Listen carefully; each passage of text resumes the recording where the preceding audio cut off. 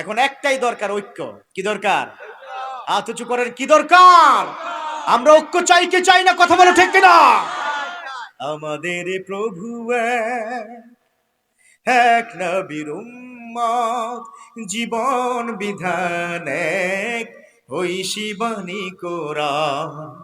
তবে কেন এক না হে মুসলমান, এক হও এক হও করি আহ্বান। সবাই হাত উঠাও একসাথে, সবাই সবাই একসাথে হাত ঝুলিয়ে। তবে কেন এক নও হে মুসলমান, এক হও করি আহ্বান। ঠিক না? বাইতুল্লাহ এক, মদিনা শরীফ এক, ওহুদ পাহাড় এক, বদরের মাঠ এক। ঠিক না? বাইতুল্লাহ এক, মদিনা শরীফ এক, ওহুদ পাহাড় এক, বদরের মাঠ এক। একটা তো জীবন আর মরণ তো একটাই। কথা বলো ঠিক কিনা? শহীদ আল্লামা সাইদ রহমাহুল্লাহ তিনি কি বলেছেন? বিড়ালের মতো হাজার দিন বাঁচতে চাই না, বাঘের মতো একদিন বাঁচতে চাই। কথা বলো ঠিক কিনা?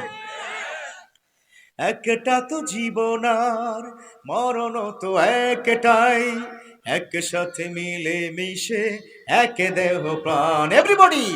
তবে কেন এক না হে মুসল, এক হও করিয়া হও। আবার তবে কেন এক না হে মুসল, এক হও করিয়া হবা। ঠিক না?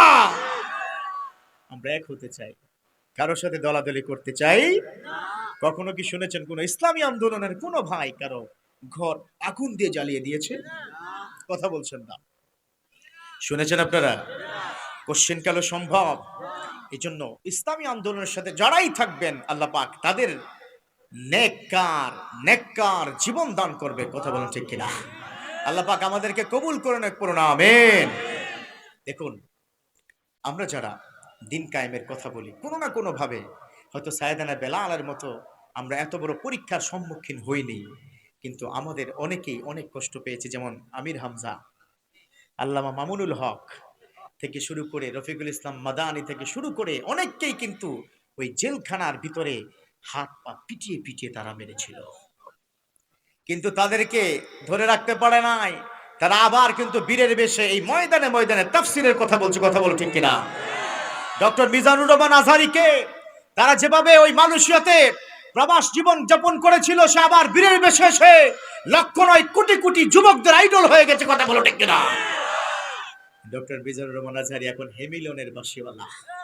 ও যেদিকে যায় যুবকরা সেদিকে যায়। ঠিক কিনা? এই জন্য বুঝতে হবে, এখন ইসলামী মনা মানুষদের প্রতি মানুষের ভালোবাসা তৈরি হয়ে গেছে। এখন বুঝে গেছে কোন তন্ত্র মন্ত্র কারো বাপ দাদার সম্পত্তি বাংলাদেশে নয়, এই বাংলাদেশ হচ্ছে মুসলমানদের দেশ। কথা বলো ঠিক কিনা? তবে অন্য যারা আছে বিধর্মী ভাইয়েরা, তারাও আমাদের ভাই, তাদেরকেও মিলেমিশে দেশটা গড়তে চাই। তবু পার্শ্ববর্তী দাদাদের চক্ষু আমরা ভয় পাই না। কথা বলো ঠিক কিনা? তাদেরকে আমরা বলতে চাই, আপনারা আপনাদের চরকায় তেল দেন মিয়া, নিজেদের দেশ বাঁচান। মনে রাখবেন, ভারত রাষ্ট্র আমাদের চাইতে শতভাগ ফকিন্নি রাষ্ট্র। কথা বলো ঠিক কিনা? ওদের মধ্যে এখনো 13% মানুষ মাঠের মধ্যে কি করে? ভাত খায়। মাঠের মধ্যে কি করে? টয়লেট করে ওরা এখনো। কিন্তু বাংলার জমিনে 0.001% আপনারা পাবেন না। অতএব আমরা বলবো, ওই ইন্ডিয়ার দাদারা তোরা ফকিন্নি। কথা বলো ঠিক কিনা? ক্যাম্বাসার একটা আছে না, এই যুবক, হ্যাঁ একটা ক্যাম্বাসার আছে না নাই? ওই বাটপার কলকাতায় বসে বসে আমাদের দেশের বিরুদ্ধে কথা বলে। ওর নাম হইলো ওরে বাটপার। ওর নাম কি? আবার বলো, ওর নাম কি? লাভ হবে না। বাংলার মানচিত্রে আমরা হাতে হাত রেখে এই বাংলার জমিনকে গর্ব। কথা বলো ঠিক কিনা? এই জন্য আমাদের চরিত্রটাকে ভালো করা দরকার আছে না নাই? আর চরিত্র ভালো করতে হলে কোথায় ফিরে আসতে হবে? কোরআনের দিকে। কথা বলো ঠিক কিনা? আমরা কোরআনের দিকে ফিরে আসতে চাই তো ইনশাআল্লাহ।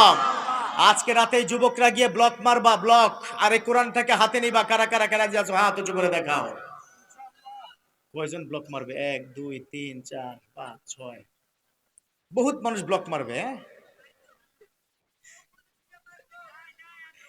তোমরা নাইলে যাই আছে, কিন্তু 70 বছরের মুরব্বী হাত উঠাইছে কে? সে কারে ব্লক মারবে? দাদিরে ব্লক মারবে। আল্লাহ পাক আমাদেরকে কবুল করে নেক, পড়ুন আমিন। যুবকদের চরিত্রটাকে সুন্দর করে দেখ, পড়ুন আমিন। অপারেশন ডেভিল হান্ট শুনেছেন? এই যুবকরা শুনছো না? Operation devil hunt.